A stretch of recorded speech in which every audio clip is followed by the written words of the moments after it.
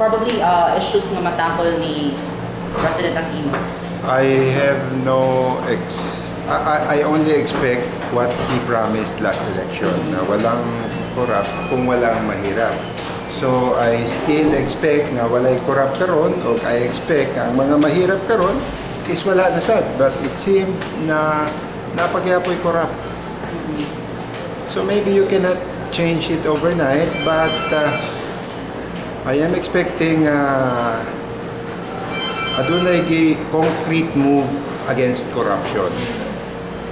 I want to see facts and figures. I want to see heads rolling.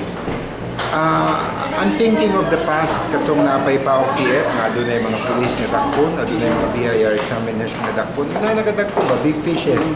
Mga madakpan naman mo karon, mga barangay captain, mga konsihal, mga yunana. And then ang mga mayors and then mga high government officials, ma-clear man. So I want to see action.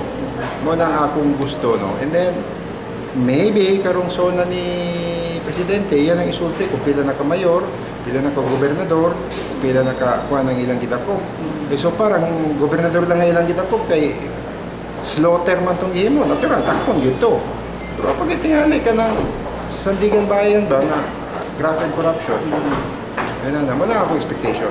Yung kanara, based lang sa iyang plataforma nga walang corrupt, walang mahirap kung walang corrupt. Thank you, sir.